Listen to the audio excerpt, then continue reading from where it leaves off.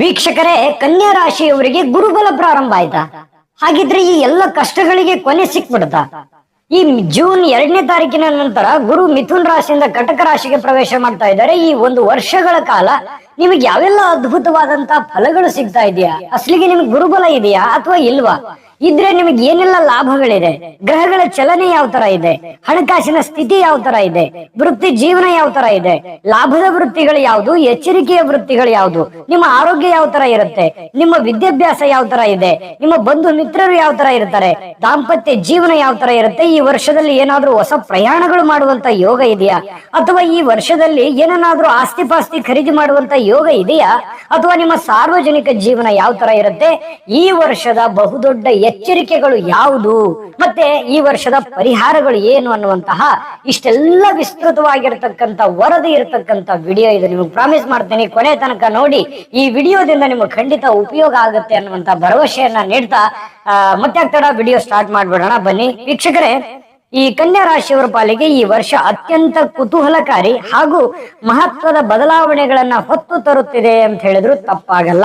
ನಿಮ್ಮ ಜೀವನದ ಹಾದಿಯಲ್ಲಿ ಈಗ ಎದುರಾಗುತ್ತಿರತಕ್ಕಂತ ತಿರುವು ಇದೆಯಲ್ಲ, ಇದು ನಿಮ್ಮ ಭವಿಷ್ಯದ ಬುನಾದಿಯನ್ನ ಭದ್ರಪಡಿಸ್ತಕ್ಕಂತ ಸಂಕೇತ ಆಗಿರತಕ್ಕಂಥದ್ದಂತೂ ಸತ್ಯ. ಇನ್ನು ವಿದ್ಯೆ, ಸಮೃದ್ಧಿ ಹಾಗೂ ಧರ್ಮದ ಅಧಿಪತಿ ಆಗಿರತಕ್ಕಂತ ಗುರು ಭಗವಂತ ಈಗ ನಿಮ್ಮ ರಾಶಿಯಿಂದ ಕಟಕ ರಾಶಿಗೆ ಪ್ರವೇಶ ಮಾಡ್ತಾ ಇರತಕ್ಕಂಥದ್ದು.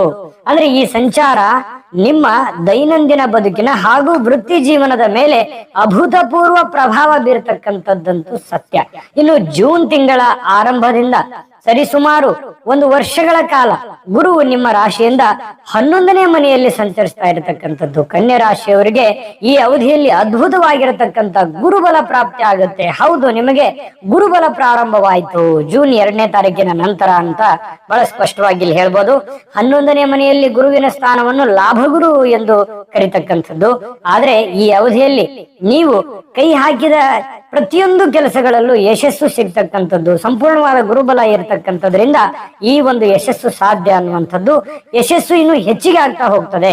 ಕಳೆದ ಕೆಲವು ದಿನಗಳಿಂದ ನೀವು ಅನುಭವಿಸಿರ್ತಕ್ಕಂಥ ಯಾತನೆ ಒಂದ ಎರಡ, ಅನೇಕ ಕಷ್ಟಗಳು, ನೋವುಗಳು, ತೊಂದರೆಗಳು, ತಾಪತ್ರಗಳು, ಸಾಕಷ್ಟು ಜೀವನದ ಜಂಜಾಟದಲ್ಲಿ ಸಿಕ್ಕಾಕೊಂಡು ನರಳಾಡ್ತಾ ಇದ್ದೀರಾ.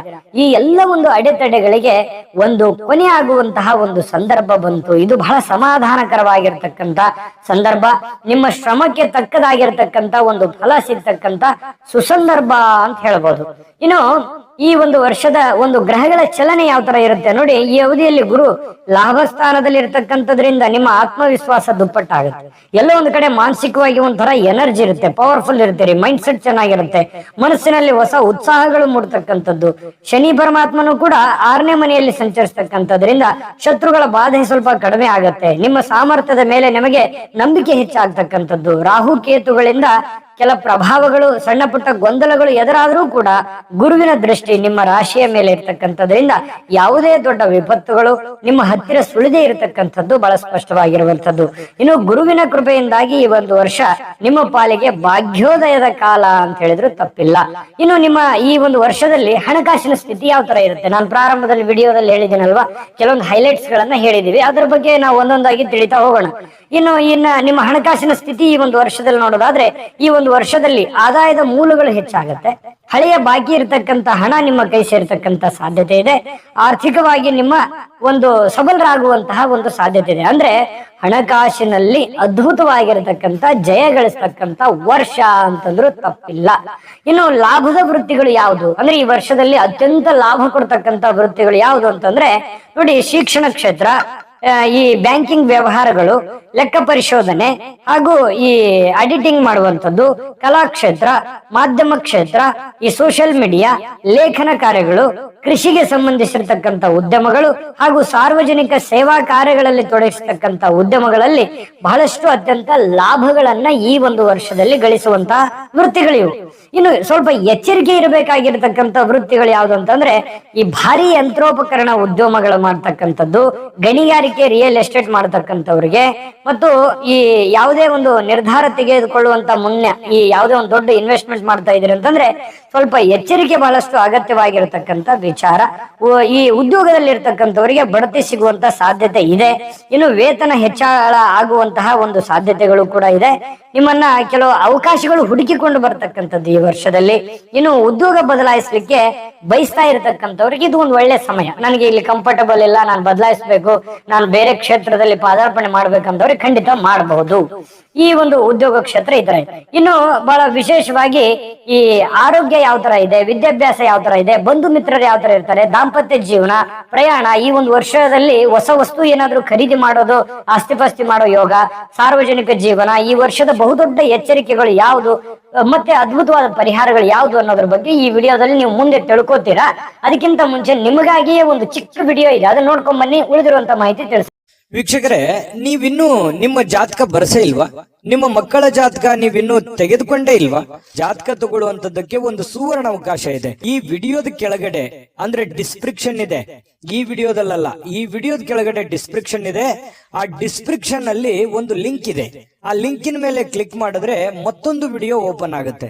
ಆ ವಿಡಿಯೋ ನೋಡಿದ ಮೇಲೆ ನಿಮಗೆ ಜಾತಕದ ಸಂಪೂರ್ಣ ಮಾಹಿತಿ ಸಿಗುತ್ತೆ. ನೀವು ಉಪಯೋಗ ಮಾಡ್ಕೊಳ್ಳಿ ಅಂತ ಹೇಳ್ತಾ, ಈಗಲೇ ಆರ್ಡರ್ ಮಾಡ್ಕೊಂಡು ತರಿಸ್ಕೊಳ್ಳಿ ಅಂತ ಹೇಳ್ತಾ. ನೋಡಿದ್ರಲ್ಲ ವೀಕ್ಷಕರೇ, ಇದು ಅತ್ಯಂತ ಆರ್ಡಿನರಿ ಜಾತಕ ಅಲ್ಲ. ಭಾರತದ ಎಲ್ಲ ಭಾಷೆಗಳಲ್ಲಿ ಸಿಗ್ತಕ್ಕಂತ 80 ರಿಂದ 100 ಪುಟಗಳ ಸಂಪೂರ್ಣ ನಿಮ್ಮ ಒಬ್ಬರದೇ ಜನ್ಮ ಜಾತಕ ಫಲ ಅಂತಂದ್ರೆ ಇದು ಯಾವ ಮಟ್ಟದಲ್ಲಿ ಇರಬಹುದು ನೀವೇ ಇಮೇಜಿನ್ ಮಾಡ್ಕೊಳ್ಳಿ. ಹಿಂದಕ್ಕೆ ಹಿರಿಯರು ಮಗು ಹುಟ್ಟಿದ ತಕ್ಷಣ ಮಗುವಿನ ಜಾತಕ ಬರೆಸ್ತಿದ್ರು, ಯಾಕಂದ್ರೆ ಅದ್ರ ಬಗ್ಗೆ ಅವರಿಗೆ ಅಪಾರವಾದ ಜ್ಞಾನ ಇತ್ತು, ತಿಳಿದಿತ್ತು, ಸಮಯ ಇತ್ತು. ಈಗ ಸಮಯನೂ ಇಲ್ಲ, ಯಾರಿಗೂ ತಿಳಿದು ಇಲ್ಲ. ಹಾಗಾಗಿ JB ಪ್ರೆಡಿಕ್ಷನ್ಸ್ ಅವರು ಕುಳಿತಲ್ಲೇ ಆರ್ಡರ್ ಮಾಡ್ಕೊಂಡು ತರಿಸ್ಕೊಳ್ಳೋದಕ್ಕೆ ಒಂದು ಒಳ್ಳೆ ಅವಕಾಶವನ್ನು ಮಾಡಿಕೊಟ್ಟಿದ್ದಾರೆ. ಈಗಲೇ ಇದ್ರ ಉಪಯೋಗವನ್ನ ಮಾಡ್ಕೊಳ್ಳಿ. ಬನ್ನಿ ಹಾಗಿದ್ರೆ ವಿಡಿಯೋದಲ್ಲಿ ಮುಂದುವರಿಯೋಣ. ವೀಕ್ಷಕರೇ, ಈ ಒಂದು ವರ್ಷದಲ್ಲಿ ಆರೋಗ್ಯ ಸ್ಥಿತಿ ಯಾವ ತರ ಇದೆ ಅಂತಂದ್ರೆ ನೋಡಿ, ಆರೋಗ್ಯದ ದೃಷ್ಟಿಯಿಂದ ಈ ವರ್ಷ ಪರವಾಗಿಲ್ಲ ಅನ್ನುವಷ್ಟರ ಮಟ್ಟಿಗೆ ಇದೆ. ಆದ್ರೆ ಸ್ವಲ್ಪ ಎಚ್ಚರಿಕೆ ಇರಬೇಕಾದಂತ ಅಂಶಗಳು ಯಾವ್ದು ಅಂತಂದ್ರೆ ಈ ಶೀತಕ್ಕೆ ಸಂಬಂಧಿಸಿರತಕ್ಕಂತ ತೊಂದರೆಗಳು ಅಥವಾ ಅಲರ್ಜಿಗೆ ಸಂಬಂಧಪಟ್ಟಂತ ಸಮಸ್ಯೆಗಳ ಬಗ್ಗೆ ಸ್ವಲ್ಪ ಎಚ್ಚರಿಕೆ ಇಟ್ಟುಕೊಂಡ್ರೆ ಒಳ್ಳೇದು. ಕೆಲಸದ ಒತ್ತಡದಿಂದಾಗಿ ಮಾನಸಿಕವಾಗಿರತಕ್ಕಂತ ಆಯಾಸ ಆಗ್ಬೋದು, ಎಲ್ಲ ಒಂದು ಕಡೆ ಡಿಪ್ರೆಷನ್, ಚಿಂತೆ, ಯೋಚನೆ, ಜವಾಬ್ದಾರಿಗಳು ಈ ತರ ಇರುತ್ತೆ. ಸ್ವಲ್ಪ ನಿಮ್ಮ ಮಾನಸಿಕವಾದಂತ ಸ್ಥಿತಿಗತಿಗಳನ್ನ ಹಿಡಿತದಲ್ಲಿ ಇಟ್ಕೋಬೇಕು, ಇಲ್ಲ ಅಂತಂದ್ರೆ ಆರೋಗ್ಯದ ಮೇಲೆ ಪರಿಣಾಮ ಆಗುತ್ತೆ. ಇದನ್ನು ನಿವಾರಿಸಲಿಕ್ಕೆ ಯೋಗ ಮಾಡುವಂತದ್ದು, ಧ್ಯಾನ ಮಾಡುವಂತದ್ದು, ಪ್ರತಿನಿತ್ಯ ಈ ಜೀವನದಲ್ಲಿ ಸರಿಯಾದ ಆಹಾರ ಕ್ರಮವನ್ನ ಪಾಲಿಸ್ತಕ್ಕಂಥದ್ದು ಕೂಡ ನಿಮಗೆ ದೈಹಿಕ ಶಕ್ತಿಯನ್ನು ಹೆಚ್ಚಿಸ್ತದೆ. ಈ ಹೊರಗಡೆ ಹೋಟೆಲ್ ತಿಂಡಿ, ಹೋಟೆಲ್ ಆಹಾರಗಳಿಂದ ಅನಾರೋಗ್ಯಗಳು ಬಾಧಿಸುವಂತಹ ಸನ್ನಿವೇಶಗಳಿರುತ್ತೆ. ಸಾಧ್ಯವಾದಷ್ಟು ಮನೆಯ ಊಟವನ್ನ ಮಾಡ್ಕೊಳ್ತಕ್ಕಂಥದ್ದು ಆರೋಗ್ಯಕ್ಕೆ ಒಳ್ಳೆಯದು. ಇದನ್ನ ಗಮನದಲ್ಲಿ ಇಟ್ಕೋಬೇಕು. ಇನ್ನು ಈ ವರ್ಷದಲ್ಲಿ ಮಕ್ಕಳು ಅಥವಾ ನಿಮ್ಮ ವಿದ್ಯಾಭ್ಯಾಸ, ನೀವೇ ವಿದ್ಯಾಭ್ಯಾಸ ಮಾಡ್ತಾ ಇದ್ದೀರಾ, ನಿಮ್ ಬಗ್ಗೆ ಹೇಗಿದೆ, ಅಥವಾ ನಿಮ್ಮ ಮಕ್ಕಳೇನಾದ್ರೂ ವಿದ್ಯಾಭ್ಯಾಸ ಮಾಡ್ತಾ ಇದ್ರೆ ಅವ್ರ ಬಗ್ಗೆ ಹೇಗಿದೆ ಅಂತ ಮಾಹಿತಿ ನೋಡಿ. ವಿದ್ಯಾರ್ಥಿಗಳಿಗೆ ಈ ಅವಧಿಯಲ್ಲಿ ವರದಾನ ಅಂತ ಹೇಳ್ಬೋದು. ಯಾಕಂದ್ರೆ ಗುರುಬಲ ಪರಿಪೂರ್ಣವಾಗಿರ್ತಕ್ಕಂಥದ್ರಿಂದ ಈ ವಿದ್ಯೆ ಎಜುಕೇಶನ್ ಅಲ್ಲಿ ಬಹಳಷ್ಟು ಸಾಧನೆ ಮಾಡತಕ್ಕಂಥದ್ದು, ಸ್ಪರ್ಧಾತ್ಮಕ ಪರೀಕ್ಷೆಗಳಲ್ಲಿ ಉತ್ತಮವಾದಂತ ಯಶಸ್ಸನ್ನ ಕಾಣುವಂತ ಸಾಧ್ಯತೆಗಳಿದೆ. ಈ ನಿಮ್ಮ ಮಕ್ಕಳೇನಾದ್ರೂ ಓದ್ತಾ ಇದ್ರೆ ಮಕ್ಕಳಿಂದ ಕುಟುಂಬಕ್ಕೆ ಕೀರ್ತಿ ಬರುತ್ತೆ, ಅಂದ್ರೆ ಬಹಳ ಯಶಸ್ಸನ್ನ ತರ್ತಾರೆ. ಅವರ ಪ್ರಗತಿಯನ್ನ ಕಂಡು ನಿಮಗೆ ಹೆಮ್ಮೆ ಅನಿಸ್ತಕ್ಕಂಥದ್ದು. ಮತ್ತೆ ಮಕ್ಕಳ ಉನ್ನತ ಅಭ್ಯಾಸಕ್ಕಾಗಿ ನೀವು ಮಾಡ್ತಕ್ಕಂಥ ಯೋಜನೆಗಳು ಬಹಳಷ್ಟು ಯಶಸ್ವಿ ಆಗುತ್ತೆ. ಏನ್ ಪ್ಲಾನ್ ಇಟ್ಕೊಂಡಿರ್ತೀರಿ ಅದು ಸಕ್ಸಸ್ ಆಗುತ್ತೆ. ಇದು ಬಹಳ ಅದ್ಭುತವಾದಂತ ಒಂದು ಜಯ ಆಗ್ಬೋದು ನಿಮ್ ಜೀವನದಲ್ಲಿ. ಇನ್ನು ಬಂಧು ಮಿತ್ರರು, ನಿಮ್ಮ ಜನಸಂಪರ್ಕ ಹೇಗಿರುತ್ತೆ ಈ ವರ್ಷದಲ್ಲಿ ಅಂತಂದ್ರೆ ಈ ಸಮಾಜದಲ್ಲಿ ಪ್ರತಿಷ್ಠಿತ ವ್ಯಕ್ತಿಗಳ ಒಡನಾಟ ನಿಮಗೆ ಹೆಚ್ಚಾಗುವಂಥದ್ದು. ಇದರಿಂದ ಕೆಲವು ಪ್ರಮುಖವಾಗಿರ್ತಕ್ಕಂಥ ಕೆಲಸಗಳು ಸುಲಭವಾಗಿ ಕಾರ್ಯರೂಪಕ್ಕೆ ಬರುತ್ತವೆ. ಗೆಳೆಯರ ಸಹಕಾರದಿಂದ ಹೊಸ ಯೋಜನೆಗಳು ಪ್ರಾರಂಭಿಸಲಿಕ್ಕೆ ಹಾದಿ ಸುಗಮ ಆಗುತ್ತೆ. ಕುಟುಂಬದ ಸದಸ್ಯರ ಜೊತೆಗೆ ಸಂಬಂಧಿಸಿರತಕ್ಕಂತಹ ಕೆಲಸಗಳು ಮೊದಲಿಗಿಂತ ಹೆಚ್ಚು ಗಟ್ಟಿ ಆಗ್ತವೆ. ಅಂದ್ರೆ ಸಂಬಂಧಗಳು ಗಟ್ಟಿ ಆಗ್ತವೆ, ಕೆಲಸ ಕಾರ್ಯಗಳು ಗಟ್ಟಿ ಆಗ್ತವೆ ಅನ್ನುವಂಥದ್ದು ತುಂಬಾ ಉತ್ತಮವಾದಂತ ವಿಚಾರ. ಇನ್ನು ದಾಂಪತ್ಯ ವಿಷಯಕ್ಕೆ ಸಂಬಂಧಪಟ್ಟಂತ ಮಾಹಿತಿ ಹೇಗಿದೆ ಅಂತಂದ್ರೆ ನೋಡಿ, ದಾಂಪತ್ಯದಲ್ಲಿ ಸುಖ ಶಾಂತಿ ನೆಲೆಸ್ತಕ್ಕಂಥದ್ದು.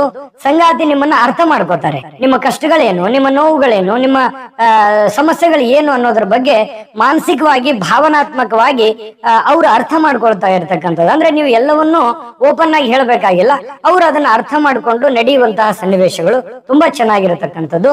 ಮತ್ತೆ ಈ ಮದುವೆ ಆದವರಿಗೆ, ಮದುವೆ ಆಗದೇ ಇರ್ತಕ್ಕಂಥವ್ರಿಗೆ, ಕನ್ಯಾ ರಾಶಿಯವರಿಗೆ ಈ ವರ್ಷದಲ್ಲಿ ಮದುವೆ ಯೋಗಗಳು ಕಂಡು ಬರ್ತಾ ಇರತಕ್ಕಂಥದ್ದು. ಕಂಕಣ ಯೋಗ ಕೂಡಿ ಬರುವಂತದ್ದು. ಇನ್ನು ಮನೆಗೆ ಹೊಸ ಅತಿಥಿಯ ಆಗಮನ ಆಗುವಂತಹ ಸಾಧ್ಯತೆಗಳು ಕೂಡ. ಅಂದ್ರೆ ಸಂತಾನ ಯೋಗ, ನಿಮ್ಗೆ ಮದುವೆ ಆಗಿದೆ, ಮಕ್ಕಳಾಗಿಲ್ಲ ಅಂತಂದ್ರೆ ಖಂಡಿತ ಮಕ್ಕಳ ಯೋಗ ಇದೆ. ಮದುವೆ ಆಗಿಲ್ಲ ಅಂತ ಚಿಂತೆ ಮಾಡಿದ್ರೆ ಖಂಡಿತ ಮದುವೆ ಯೋಗ ಆಗುವಂತ ಸನ್ನಿವೇಶಗಳು ಕಂಡು ಬರುತ್ತೆ. ಇನ್ನು ಈ ಪ್ರಯಾಣದಲ್ಲಿ ನೋಡಿ, ಉದ್ಯೋಗದ ನಿಮಿತ್ತ ಅಂದ್ರೆ ಈ ಒಂದು ವರ್ಷದಲ್ಲಿ ಪ್ರಯಾಣ ಹೇಗಿರುತ್ತೆ ಅಂತಂದ್ರೆ, ಉದ್ಯೋಗದ ನಿಮಿತ್ತ ಸ್ವಲ್ಪ ದೂರದ ಪ್ರಯಾಣಗಳು ನಿಮಗೆ ಲಾಭವನ್ನ ತಂದು ಕೊಡುವಂಥದ್ದು, ಕುಟುಂಬದವರ ಜೊತೆಗೆ ಸುಖಕರ ಪ್ರವಾಸಗಳನ್ನ ಕೈಗೊಳ್ಳುವಂತಹ ಅವಕಾಶಗಳು ನಿಮಗೆ ಸಿಗ್ತಾ ಇರತಕ್ಕಂಥದ್ದು. ಈ ವಿದೇಶಿ ಪ್ರಯಾಣದ ಆಸೆ ಇರ್ತಕ್ಕಂಥವ್ರಿಗೆ ಬಹಳಷ್ಟು ಅನುಕೂಲ ಆಗ್ಬೋದು. ಅಂದ್ರೆ ವಿದೇಶ ಪ್ರಯಾಣ ಮಾಡಬೇಕು ಅನ್ನುವಂತ ಯೋಚನೆಯಲ್ಲಿದ್ರೆ ಖಂಡಿತ ಮಾಡಬಹುದು, ಕಾರ್ಯರೂಪಕ್ಕೆ ಬರ್ತದೆ ಈ ವರ್ಷದಲ್ಲಿ. ಇನ್ನು ಈ ವರ್ಷ ಬಹಳ ಮುಖ್ಯವಾದಂತ ಪಾಯಿಂಟ್ ಏನಂತಂದ್ರೆ, ಏನಾದ್ರೂ ಆಸ್ತಿ ಪಾಸ್ತಿ ಯೋಗ ಇದೆಯಾ, ಏನಾದ್ರೂ ಒಂದು ಹೊಸ ವಸ್ತು ಖರೀದಿ ಮಾಡುವಂತ ಯೋಗ ಇದೆಯಾ ಅಂತ ನೋಡಿದ್ರೆ, ಬಂಗಾರ ಅಥವಾ ಬೆಳ್ಳಿಯಂತಹ ಬೆಲೆ ಬಾಳತಕ್ಕಂತ ಲೋಹಗಳು ವಸ್ತುಗಳು ಖರೀದಿ ಮಾಡತಕ್ಕಂತಹ ಸನ್ನಿವೇಶಗಳು ಇಲ್ಲಿ ಸೂಕ್ತವಾದಂತ ಸಮಯ. ಖಂಡಿತ ಮಾಡ್ಕೋತೀರಾ. ಮತ್ತೆ ಮನೆ ಅಥವಾ ಈ ಸೈಟ್ ಕೊಳ್ಳತಕ್ಕಂಥದ್ದು, ಹೊಲ ಕೊಳ್ಳುವಂಥದ್ದು, ಆಸ್ತಿ ಕೊಳ್ಳುವಂಥದ್ದು, ಈ ಬಹಳಷ್ಟು ಒಂದು ದೊಡ್ಡ ದೊಡ್ಡ ಕೆಲಸಗಳನ್ನ ಮಾಡ್ಕೊಳ್ಳೋದಕ್ಕೆ ಈ ವರ್ಷ ನಿಮ್ಮ ಕನಸುಗಳು ನನಸಾಗುವಂತಹ ಸನ್ನಿವೇಶಗಳಿದೆ. ವಾಹನ ಖರೀದಿಗೂ ಕೂಡ ಬೇಕಾಗಿರ್ತಕ್ಕಂಥ ಆರ್ಥಿಕವಾದ ಸಂಪನ್ಮೂಲ ಸುಲಭವಾಗಿ ನಿಮಗೆ ಒದಗಿ ಬರತಕ್ಕಂಥದ್ದು ಅನ್ನುವಂಥದ್ದು ಸ್ಪಷ್ಟ. ಇನ್ನು ನಿಮ್ಮ ಸಾರ್ವಜನಿಕ ಜೀವನ ಯಾವ ತರ ಇರುತ್ತೆ ಈ ವರ್ಷದಲ್ಲಿ ಅಂತಂದ್ರೆ, ನೋಡಿ, ಜನರ ನಡುವೆ ನಿಮ್ಮ ಪ್ರಭಾವ ಹೆಚ್ಚಾಗುತ್ತೆ. ಸಾರ್ವಜನಿಕ ವಲಯದಲ್ಲಿ ನೀವು ಮಾಡತಕ್ಕಂತ ಕೆಲಸಗಳಿಗೆ ಪ್ರಶಂಸೆ ಹೆಚ್ಚಾಗ್ತಕ್ಕಂಥದ್ದು. ನಿಮ್ಮ ಕೆಲಸಗಳು ಜನರ ಗೌರವದಿಂದ ಬಹಳಷ್ಟು ಪ್ರೀತಿಸ್ತಾರೆ, ನಿಮ್ಮನ್ನ ಗೌರವಿಸ್ತಾರೆ. ನಿಮ್ಮ ಕೆಲಸಗಳು ಗೌರವದಿಂದ ಸ್ವೀಕಾರ ಮಾಡತಕ್ಕಂಥದ್ದು. ಇದರಿಂದ ನಿಮ್ಮ ಸಾಮಾಜಿಕ ಸ್ಥಾನಮಾನಗಳು ಕೂಡ ವೃದ್ಧಿ ಆಗುತ್ತೆ. ವಿಶೇಷವಾಗಿ ಈ ರಾಜಕೀಯ ಕ್ಷೇತ್ರದಲ್ಲಿರತಕ್ಕಂಥವ್ರಿಗೂ ಕೂಡ ಬಹಳಷ್ಟು ಒಳ್ಳೆ ಬೆಲೆ ಸಿಗುತ್ತೆ. ಮತ್ತೆ ಈ ಕಲಾವಿದರಿಗೆ ಬಹಳ ಒಳ್ಳೆ ಬೆಲೆ ಸಿಗ್ತಕ್ಕಂಥದ್ದು ಈ ವರ್ಷದಲ್ಲಿ. ಇನ್ನು ಈ ಒಂದು ವರ್ಷದಲ್ಲಿ 4 ಪ್ರಮುಖವಾದ ಎಚ್ಚರಿಕೆಗಳು. ಎಲ್ಲಾ ಪಾಸಿಟಿವ್ ಹೇಳಿದೀವಿ, ನೆಗೆಟಿವ್ ಇಲ್ವಾ? ನಿಮ್ಗೆ ಎಚ್ಚರಿಕೆ ಇಲ್ವಾ? ಖಂಡಿತ ಎಚ್ಚರಿಕೆ ಇದೆ. ಆ ಎಚ್ಚರಿಕೆಗಳನ್ನ ಗಮನಿಸಿದ್ರೆ ಮಾತ್ರ ಇದರಲ್ಲಿ ನೀವು ಸಕ್ಸಸ್ ಕಾಣೋದಕ್ಕೆ ಸಾಧ್ಯ ಅನ್ನುವಂಥದ್ದು ಗಮನದಲ್ಲಿ ಇಟ್ಕೋಬೇಕಾಗುತ್ತೆ. ಬನ್ನಿ ಹಾಗಿದ್ರೆ ಈ ಪ್ರಮುಖ 4 ಎಚ್ಚರಿಕೆಗಳು ಈ ವರ್ಷದಲ್ಲಿ ಯಾವುದು ಅಂತಂದ್ರೆ, ರಹಸ್ಯ ವೈರಿಗಳು ಅಂದ್ರೆ ಹಿತಶತ್ರುಗಳು, ಅಂದ್ರೆ ನಿಮ್ಮ ಯಶಸ್ಸನ್ನ ಕಂಡು ಅಸಹ್ಯ ಪಡ್ತಕ್ಕಂತ ಜನರಿಂದ ದೂರ ಇರಬೇಕು. ರಹಸ್ಯ ವೈರಿಗಳಿಂದ ನಿಮ್ಮ ಕೆಲಸಗಳನ್ನ ಕೆಡಿಸುವಂತಹ ಪ್ರಯತ್ನಗಳು ಆಗ್ತಾ ಇರತಕ್ಕಂಥದ್ದು. ಹಾಗಾಗಿ ತುಂಬಾ ಹೈಡ್ ಆಗಿರಬೇಕು, ನಿಮ್ಮ ಕೆಲಸಗಳು ಗುಪ್ತವಾಗಿರಬೇಕು, ಎಲ್ಲ ಓಪನ್ ಅಪ್ ಆಗಿರಬಾರ್ದು. ಹಾಗಾಗಿ ಜನಗಳ ವಿಚಾರದಲ್ಲಿ ಸ್ವಲ್ಪ ಗಮನ ಹರಿಸ್ತಕ್ಕಂಥದ್ದು ಈ ವರ್ಷದ 1ನೇ ಎಚ್ಚರಿಕೆ ಅಂತ ಹೇಳ್ಬೋದು. ಇನ್ನು 2ನೇ ಎಚ್ಚರಿಕೆ ಯಾವುದು ಅಂತಂದ್ರೆ, ಈ ಆವೇಶದಲ್ಲಿ ಯಾರಿಗೂ ಕೂಡ ವಚನವನ್ನ ನೀಡಬೇಡಿ. ನಾನು ನಿಮಗೆ ಹಿಂಗ್ ಮಾಡ್ಕೊಡ್ತೀನಿ, ಹಂಗ್ ಮಾಡ್ಕೊಡ್ತೀನಿ, ಅಥವಾ ನಿಮ್ ಕೆಲಸ ಮಾಡ್ಕೊಡ್ತೀನಿ ಅಂತ ಹೇಳಿ ಭರವಸೆಯನ್ನ ಕೊಡಬೇಡಿ. ಮುಂದೆ ಸಂಕಷ್ಟಕ್ಕೆ ಗುರಿ ಆಗುವಂತ ಸನ್ನಿವೇಶಗಳು ಇರ್ತವೆ. ಹಾಗಾಗಿ ಆ ತರದಲ್ಲಿ ಯಾವುದೇ ಅಂತಹ ನಿರ್ಧಾರಗಳನ್ನ ತೆಗೆದುಕೊಳ್ಳಬಾರದು. ಇದು 2ನೇ ಎಚ್ಚರಿಕೆ. ಇನ್ನು 3ನೇ ಎಚ್ಚರಿಕೆ ಅಂತಂದ್ರೆ, ಕೌಟುಂಬಿಕ ವಿಚಾರಗಳನ್ನ ಬೇರೆಯವರ ಮುಂದೆ ಹಂಚಿಕೊಳ್ಳತಕ್ಕಂತ ಮುನ್ನ ಎಚ್ಚರಿಕೆ ಇರಬೇಕು. ಯಾಕಂದ್ರೆ ನಿಮ್ಮ ವೈಯಕ್ತಿಕ ವಿಚಾರಗಳು, ನಿಮ್ಮ ಗುಪ್ತವಾದಂತ ವಿಚಾರಗಳು, ನಿಮ್ಮ ಕುಟುಂಬದ ವಿಚಾರಗಳು, ಸದ್ಯಕ್ಕೆ ಈಗ ಏನೋ ಒಂದ್ ಸ್ವಲ್ಪ ಮಿಸ್ಅಂಡರ್ಸ್ಟ್ಯಾಂಡಿಂಗ್ ಇರ್ಬೋದು ಅವ್ರ ಮಧ್ಯೆ ನಿಮ್ಮ ಮಧ್ಯೆ, ಮುಂದೆ ಎಲ್ಲವೂ ಸರಿ ಆಗತ್ತೆ. ಹಂಗಾದ ಮಾತ್ರಕ್ಕೆ ನೀವು ಬೇರೆಯವ್ರ ಮುಂದೆ ಎಲ್ಲವನ್ನು ಓಪನ್ ಅಪ್ ಆಗಿ ಮಾತಾಡಬಾರ್ದು. ಅದು ನಿಮಗೂ ಮತ್ತು ಅವ್ರಿಗೂ ಗೌರವಕ್ಕೆ ಧಕ್ಕೆ ಆಗುವಂತ ಸನ್ನಿವೇಶಗಳಿರುತ್ತೆ. ಇದು ಒಂದು ಬಹಳ ದೊಡ್ಡ ಎಚ್ಚರಿಕೆ, ಇದನ್ನ ಗಮನದಲ್ಲಿ ಇಟ್ಕೋಬೇಕು. ಇನ್ನು 4ನೇ ಎಚ್ಚರಿಕೆ ಏನು ಅಂತಂದ್ರೆ, ದಾಖಲೆಗಳಿಗೆ ಸಹಿ ಮಾಡುವಾಗ ಅತಿ ಹೆಚ್ಚಿನ ಗಮನ ಹರಿಸಬೇಕು. ಈ ಸ್ವಲ್ಪ ಮರೆತು ಹೋಗುವಂತದ್ದು ಅಥವಾ ಯಾವುದೇ ಫೈಲ್ ಮಿಸ್ ಆಗುವಂತದ್ದು, ನಿಮ್ಮ ಬೆಲೆ ಬಾಳ್ತಕ್ಕಂತ ವಸ್ತು ಮಿಸ್ ಆಗ್ಬೋದು, ಅಥವಾ ಫೈಲ್ ಮಿಸ್ ಆಗ್ಬೋದು, ಯಾರಿಗೋ ನೀವು ದುಡ್ಡು ಕೊಡ್ತಾ ಇದ್ದೀರಿ ಅಲ್ಲಿ ಸ್ವಲ್ಪ ಯಾಮಾರ್ಬೋದು. ಇದ್ರ ಬಗ್ಗೆ ಸ್ವಲ್ಪ ಗಮನ ಹರಿಸಿದ್ರೆ ಒಳ್ಳೇದು. ಈ ಬೇಸಿಕ್ ಆಗಿರ್ತಕ್ಕಂತ ಈ 4 ಪ್ರಮುಖ ಎಚ್ಚರಿಕೆ ಅಂತ ಹೇಳ್ಬೋದು. ಅಂದ್ರೆ ನಿಮ್ಮ ಯಶಸ್ಸಿಗೆ ಹೋಗ್ಬೇಕಾದ್ರೆ ಈ ಪ್ರಿಪರೇಷನ್ ಇರಬೇಕು. ನಿಮಗೆ ಇಂತಹ ಒಂದು ಸಂದರ್ಭದಲ್ಲಿ ಇದು ಒಂದು ಒಳ್ಳೆ ಸಂದರ್ಭ, ಜೀವನದಲ್ಲಿ ಬಹಳಷ್ಟು ಕಷ್ಟಗಳನ್ನ ಅನುಭವಿಸಿದಿರಿ, ಅಂಥದ್ರಲ್ಲಿ ಏನೋ ಒಂದು ಒಳ್ಳೆ ಅವಕಾಶ ಸಿಕ್ಕಿದೆ, ಅಂಥದ್ರಲ್ಲಿ ನೀವು ಏನೋ ನಿಮ್ ದುಡುಕುತನದಿಂದ, ನಿಮ್ಮ ತಪ್ಪು ನಿರ್ಧಾರಗಳಿಂದ ಅದು ತಪ್ಪೋಯ್ತು ಅಂತಂದ್ರೆ ಮತ್ತೆ ವ್ಯಥೆ ಪಡ್ಬೇಕಾಗತ್ತೆ. ಹಾಗಾಗಿ ಈ 4 ಎಚ್ಚರಿಕೆಗಳನ್ನ ಗಮನದಲ್ಲಿ ಇಟ್ಕೋಬೇಕಾಗತ್ತೆ. ಆಯ್ತಾ?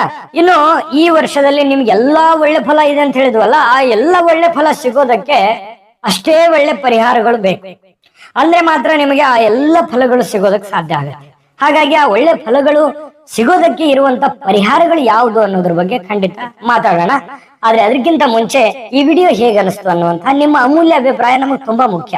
ಹಾಗಾಗಿ ನಿಮ್ಮ ಅಭಿಪ್ರಾಯವನ್ನ ಕಾಮೆಂಟ್ ಮಾಡೋದ್ರ ಮೂಲಕ ತಿಳಿಸಿ. ಮತ್ತೆ ವಿಡಿಯೋ ಇಷ್ಟ ಆಗಿದ್ರೆ ಲೈಕ್ ಮಾಡಿ, ಶೇರ್ ಮಾಡಿ, ನಮ್ಮ ಚಾನಲ್ ಸಬ್ಸ್ಕ್ರೈಬ್ ಮಾಡ್ಕೊಳ್ಳಿ. ಜೊತೆಗೆ ಈ ವಿಡಿಯೋದ ಕೆಳಗಡೆ ಡಿಸ್ಕ್ರಿಪ್ಷನ್ ಲಿಂಕ್ ಇದೆ, ಅಲ್ಲೂ ಕೂಡ 12 ರಾಶಿಯವರ ಈ ಗುರುಬಲಕ್ಕೆ ಸಂಬಂಧಿಸಿದ ವಿಡಿಯೋ ಇದೆ, ನೋಡ್ಕೊಳ್ಳಿ. ಆಮೇಲೆ ಈ ವಿಡಿಯೋ ಸೇವ್ ಮಾಡಿ ಇಟ್ಕೊಳ್ಳಿ. ನಿಮಗೆ ಮತ್ತೊಮ್ಮೆ ಕೇಳಿದ್ರೆ ಇನ್ನೊಮ್ಮೆ ನಿಮಗೆ ಅದ್ರ ಬಗ್ಗೆ ಒಂದು ಮಾನಸಿಕವಾಗಿ ನೀವು ಗಟ್ಟಿ ಆಗುವಂತದ್ದು, ಮತ್ತೆ ಪ್ರಿಪರೇಷನ್ ಚೆನ್ನಾಗಾಗತ್ತೆ.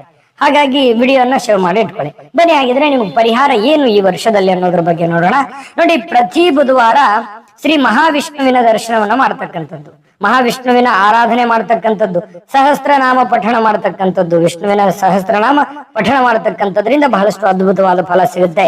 ಹಸಿರು ಬಣ್ಣದ ಬಟ್ಟೆಯನ್ನ ಧರಿಸ್ತಕ್ಕಂಥದ್ದು ಅಥವಾ ಹಸಿರು ಬಟ್ಟೆಯನ್ನ ನಿಮ್ಮ ಬಳಿ ಇಟ್ಕೊಳ್ತಕ್ಕಂಥದ್ದು, ಒಂದು ಹಸಿರು ಬಣ್ಣದ ಪೀಸ್ ಅನ್ನ ಚಿಕ್ಕದಾಗಿ ನಿಮ್ ಬಳಿ ಇಟ್ಕೊಳ್ತಕ್ಕಂಥದ್ದು ನಿಮ್ಮ ಅದೃಷ್ಟ ಹೆಚ್ಚಾಗ್ತಕ್ಕಂಥದ್ದು. ಇನ್ನು ಈ ಬಡ ವಿದ್ಯಾರ್ಥಿಗಳಿಗೆ ಪುಸ್ತಕ ಅಥವಾ ಲೇಖನ ಸಾಮಗ್ರಿಗಳನ್ನ ದಾನವಾಗಿ ನೀಡ್ತಕ್ಕಂಥದ್ರಿಂದ ನಿಮಗೆ ಗುರುವಿನ ಕೃಪೆಗೆ ಪಾತ್ರವಾಗುವಂತಹ ಸನ್ನಿವೇಶಗಳಿರುತ್ತೆ. ಪ್ರತಿನಿತ್ಯ ಓಂ ನಮೋ ನಾರಾಯಣಾಯ ನಮಃ ಈ ಒಂದು ಮಂತ್ರವನ್ನ ಪಠಣ ಮಾಡ್ತಕ್ಕಂಥದ್ದು, ಸಾಧ್ಯವಾದ್ರೆ 108 ಬಾರಿ ಪಠಣ ಮಾಡ್ತಕ್ಕಂಥದ್ರಿಂದ ಬಹಳಷ್ಟು ಒಳ್ಳೆ ಫಲ ಸಿಗುತ್ತೆ. ಹಸಿರು ತರಕಾರಿ ಅಥವಾ ಹಸಿರು ಬೇಳೆ, ಹಸಿರು ಪದಾರ್ಥಗಳನ್ನ ದಾನವನ್ನಾಗಿ ನೀಡ್ತಕ್ಕಂಥದ್ರಿಂದ ದೋಷಗಳು ನಿವಾರಣೆ ಆಗ್ತವೆ, ದೋಷಗಳು ಕಡಿಮೆ ಆಗುತ್ತೆ. ಈ ಒಂದು ವರ್ಷ ನಿಮ್ಮ ಪಾಲಿಗೆ ಒಂದು ಅದೃಷ್ಟದ ವರ್ಷ ಅಂತ ಹೇಳಿದ್ರು ತಪ್ಪಿಲ್ಲ. ಗುರುವಿನ ಪೂರ್ಣ ಅನುಗ್ರಹ ಹಾಗೂ ನಿಮ್ಮ ಒಂದು ಸಕಾರಾತ್ಮಕ ಚಿಂತನೆಗಳು ಕೂಡ ನಿಮ್ಮನ್ನ ಉನ್ನತವಾಗಿರ್ತಕ್ಕಂಥ ಸ್ಥಾನಮಾನಕ್ಕೆ ಕೊಂಡೊಯ್ಯುವಂತಹ ಒಂದು ಸಾಧ್ಯತೆಗಳಿದೆ. ಸಿಕ್ಕ ಅವಕಾಶಗಳನ್ನ ಸರಿಯಾಗಿ ಬಳಸಿಕೊಂಡು ಈ ಒಂದು ವರ್ಷ ಯಶಸ್ಸಿನ ಒಂದು ಸೂತ್ರವನ್ನ ನೀವು ಕಂಡುಕೊಳ್ಳತಕ್ಕಂತ ಪ್ರಯತ್ನವನ್ನ ಮಾಡಿದ್ರೆ ಬಹಳ ಅದ್ಭುತವಾದಂತಹ ಒಂದು ಫಲ ಸಿಗುತ್ತೆ. ಒಳ್ಳೆ ಫಲ ಸಿಗಲಿ. ಜೀವನದಲ್ಲಿ ತುಂಬಾ ಕಷ್ಟಪಟ್ಟಿದ್ದೀರಿ, ಕಷ್ಟಕ್ಕೂ ಕೂಡ ಒಂದು ಬೆಲೆ ಖಂಡಿತವಾಗ್ಲೂ ಇದ್ದೇ ಇರುತ್ತೆ. ಆ ಬೆಲೆ ಸಿಗಲಿ, ನಿಮ್ಮ ಮನೋಕಾಮನೆಗಳು ನೆರವೇರ್ಲಿ, ನಿಮ್ಮ ಇಷ್ಟಾರ್ಥಗಳು ನೆರವೇರ್ಲಿ ಅಂತ ಹೇಳಿ ತಾಯಿ ಅನ್ನಪೂರ್ಣೇಶ್ವರಿ ಅಮ್ಮನವರಲ್ಲಿ ಪ್ರಾರ್ಥನೆಯನ್ನ ಮಾಡ್ಕೊಳ್ತಾ ಸರ್ವೇ ಜನಃ ಸುಖಿನೋ ಭವಂತು.